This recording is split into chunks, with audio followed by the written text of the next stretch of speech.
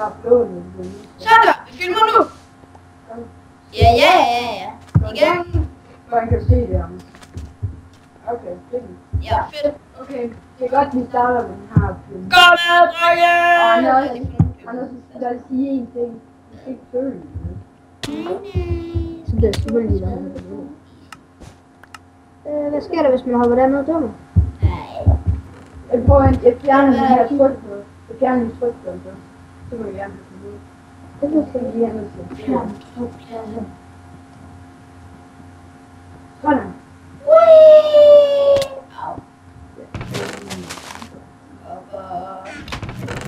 To bremsesvær. Og må jeg godt få noget kuglet? Jeg laver ikke noget lige her. Jeg tager lige noget bremsesvær. Må jeg Og der godt... er også en diamant i den.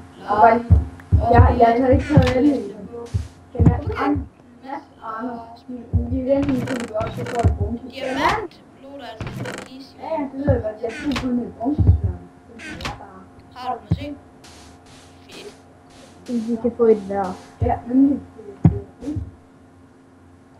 Næs. Jeg skal nok få jer opskattet. Ja. Jeg skal bare lige op. Jeg bruger lige lidt noget TNT. Ja, sådan. Og så er det til tiden. Ja. Og så er det biserne også. Ja. Skal jeg give jer nogle blokke? Ja. Nej, bare gå op. What? Hvorfor fik jeg ikke blokken?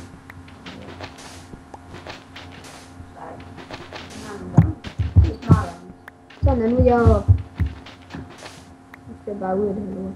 Sig op.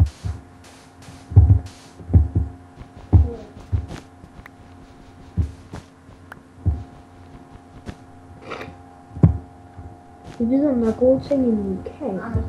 Jamen. Jeg hører den. Hvad? Jeg hører den. Hvor er det? Skal vi ikke bo herinde? Hej, det er noget sted på. Hvorfor? Du er der. Må jeg lige spørge om noget? Hvad? Har vi spillet på den her før? Nej. Fordi at der er nogen, der har afmærket ting, kan jeg sige. Afmærke, hvad mener du med det? Der er nogen, der... Den her har vi jo spillet på før. Spillet Nej. på... Jo, Nej. det er kopi af verden. Har vi ikke? Nej, det er et seed. Er det? Ja, Men så skal jeg bare lige prøve noget. det er et Simon seed. Jeg har ellers bare lige... Seriøst, Mads, hvor er du? Jeg er omme på vulkanen, men jeg kan ikke Jeg finde vil dig. bare lige sige, at jeg har fundet vores gamle hus. Jeg ved ikke hvorfor, om jeg kan finde det. Mener med gamle hus. Jamen, ikke. Jeg siger, når I skal TP jer til mig. Skal vi ikke sige det? På et tidspunkt. Det var bare lige op på vulkanen. Jeg løber bare op på en megabark. Prøv at se her. Prøv at se det der. Hvad sker der på det? Der er en blå. Nogen, der har afmærket noget midt i det hele. Nå, ja, det er de der fails, der skal ligesom her. Nej, det er lige meget. Jamen, det er Jamen, Anders, det er ikke en skide. det er en skide, det er bare fordi, der er noget fail fra den gamle verden, vi lavede. Nå ja. Og det skal lige siges, at det var en verden, hvor vi lavede fejl. Eller Anders. Jeg siger det så. Ja, det vil være sådan. Død gris. Hej gris. Hej. Nej, grisestik, det smager godt. 24 minutter og 30 sekunder.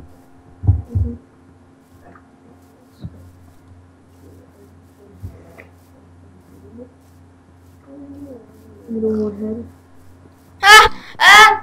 What the? Hej gris.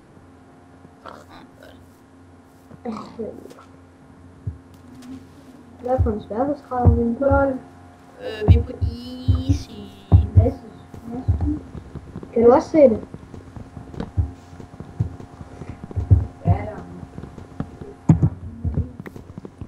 Venter det jeres egen hus? Det kan man ikke. Ej, jeg skal nøgen gå ud.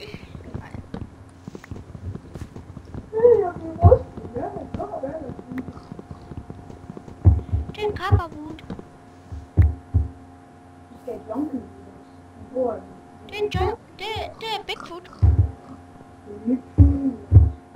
Bigfoot. Jeg er blevet en zombie.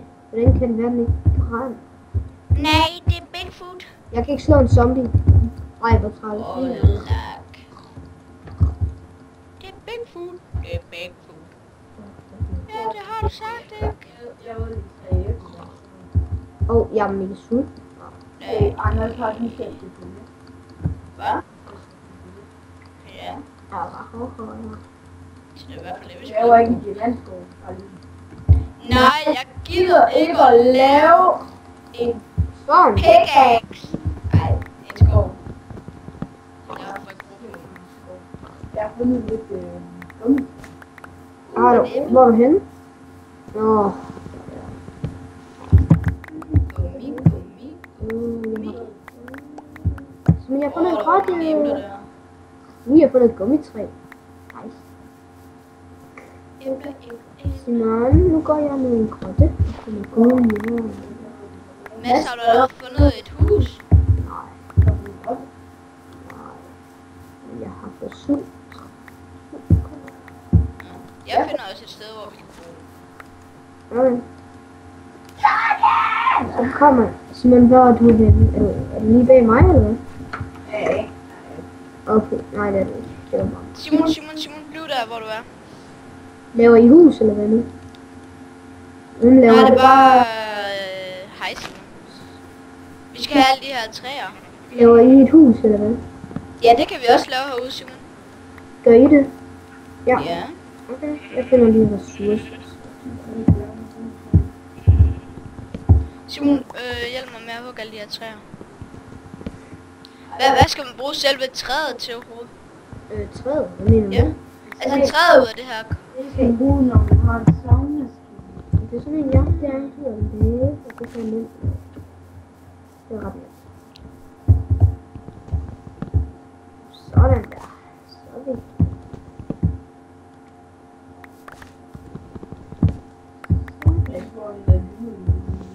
Jeg går bare lidt. Jeg kommer. Hvad laver I? Godt. Hugger hestehoveder.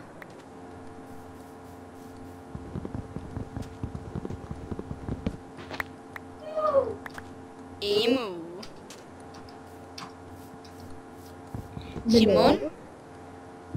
Simon? Ikke noget. Mads? Nej. Mads? Det er godt. Bare udforsk. Mads? Jeg har Ikke noget. Jeg kender en træ. Nå, jeg skal lave noget.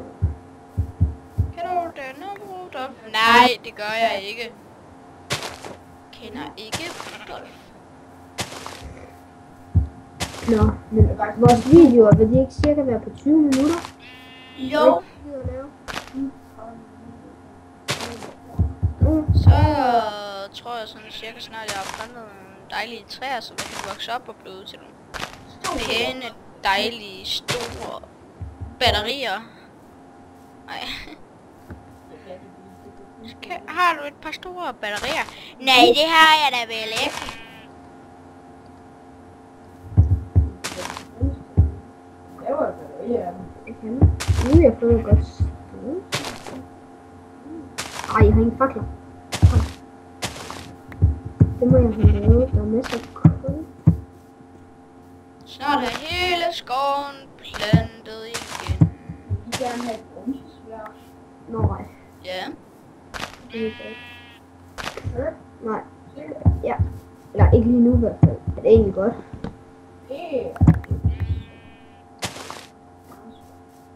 Er det? Simon, så er det bare at vente på, at træerne vokser op.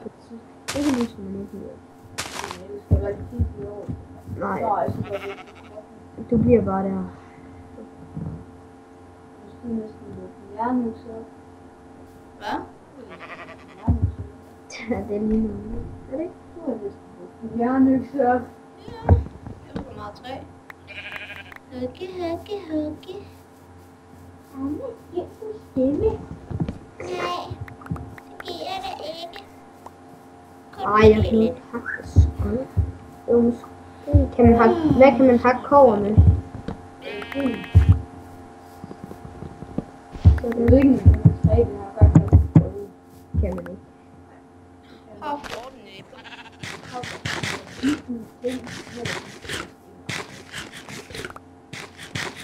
Jeg har kun grønne fruit og noget. Jeg har en hel masse æbler. Jeg har også 10 æbler. Jeg har faktisk spist cirka 4 æbler. Sultne æbler. Og jeg er stadig sulten. Kan du ikke? Simon. Wow, hvad sker der? Der var et eller andet dyr. Det er dyr med 4 poter.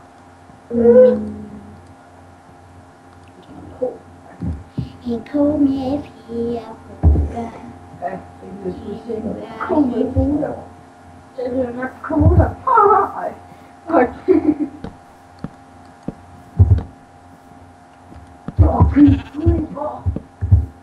Har du fundet en god grotte, Simon?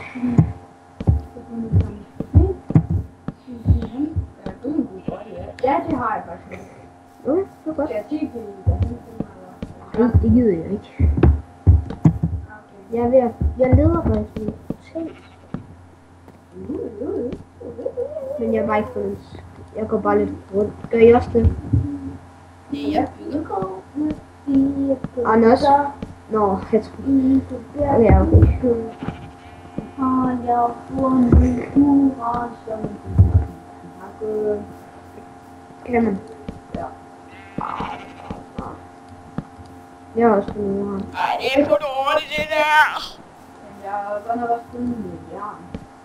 Så har jeg det. Simon, det går ikke. Kan du overhovedet se det, Simon? Ikke andet end skelet. Fuck, skelet skal jeg dræbe. I'm a motherfucking skeleton. Simon, der er... Ah, tyder du, Simon, et skelet?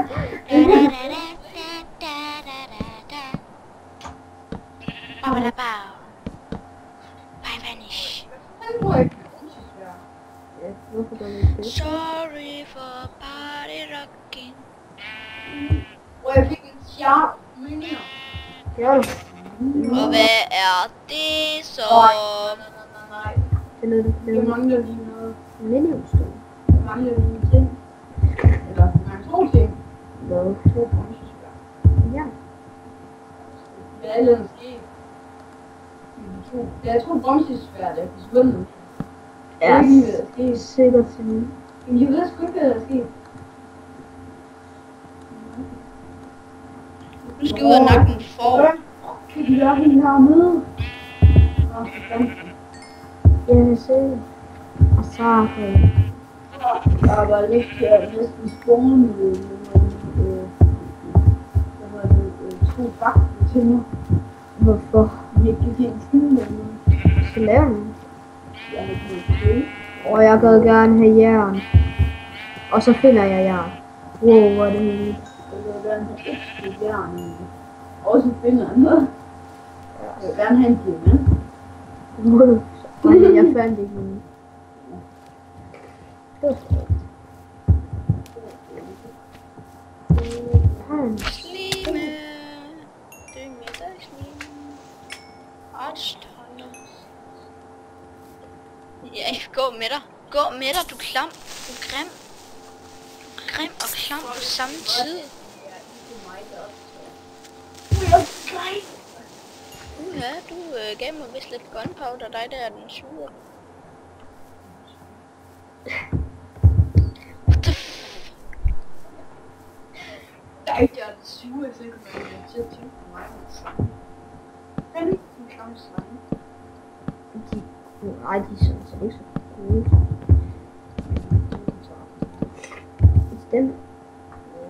Stem. Good. Klister stem. Oho. Jeg skal bruge stemme. Skal På et tidspunkt. du? Ja. Ja, så det er også. Ja. Ja. Jeg er ikke så for at lave savmest. Hvad er det? Hvor jeg bare hader creeper.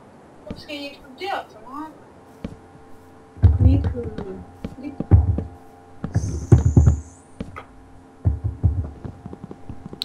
Salabimbam. Nej, du skal Salat. ikke bruge et stempel. Salat. Du skal ikke bruge et stempel. Men du skal ikke lave det. Ikke nu.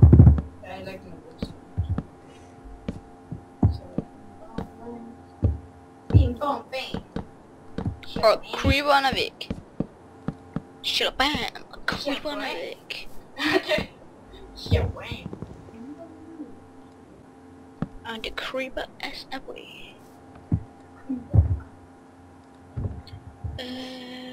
Ja, men jeg vil gerne kunne sove her til klokken 3. Kan jeg få lov til det? Nej. Kan du da i hvert fald ikke. Nej, det er kun handicappet, der så lang tid.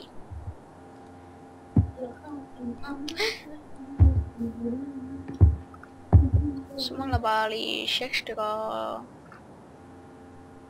Nå ja, jeg skal lade en dør. 2 døre. Drenge, når I kommer hjem igen, så tror jeg, at bygger vores hus.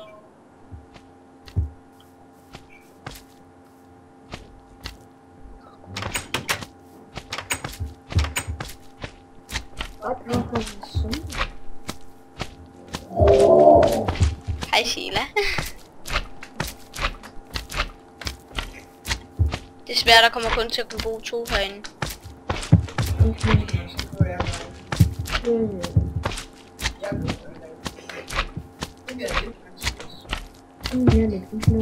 Jeg er bare en dobbelt seng.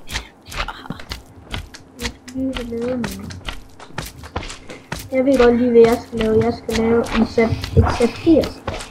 Safir? Ja. Men I skal også bo herude sammen med mig. Okay, hvordan er du lige kommet ind? 2 slimeballs. Skål.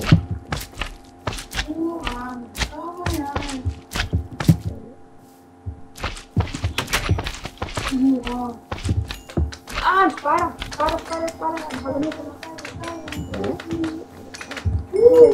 Den kan angribe mig igennem en sten. Jeg kan ikke slå den. Hallo, skal vi bruge slimeballs til noget? Skal vi bruge diamond til noget? Ja.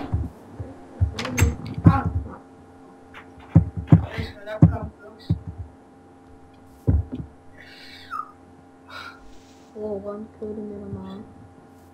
Ja. Det er lidt dumt. Wow, hvordan kører med dig? Ej, Simon, hvad døde du nu?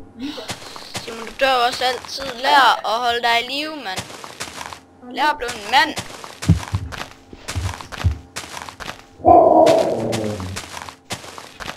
Hej Sheila. Det er min hund. Nej. Jeg kan godt lide, det er bare mig, der bare laver alt det kedelige, imens de andre gør alt muligt sjovt. Ja, Sheila. Skal vi lære dem Minecraft? Det kunne vi jo godt. Det tager bare nok lang tid. Haha.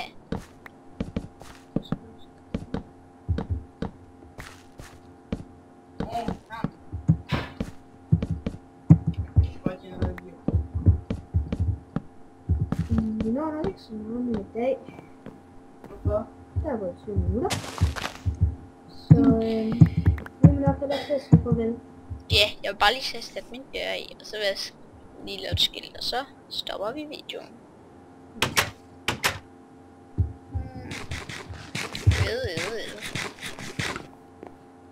Så skal jeg bare have lavet skiltet.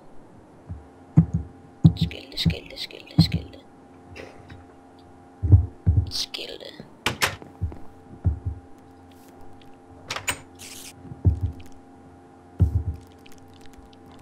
Der var bare slet ikke noget dejligt.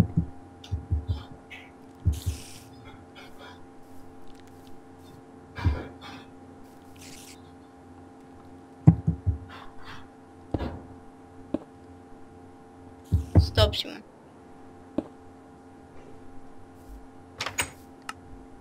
Simon, fjern det igen. Eller jeg dræber dig. Så må vi nok sige farvel. Nej, på grund af jeg er nødt til at lige vente på, at Simon har smadret dig. Nej. Jo. No.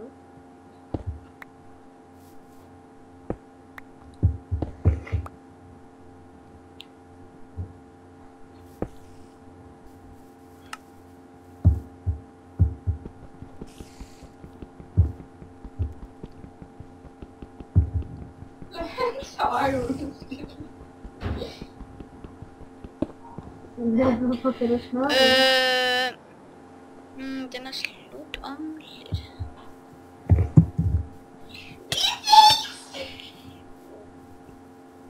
Det er et bronzespand, du er til ham.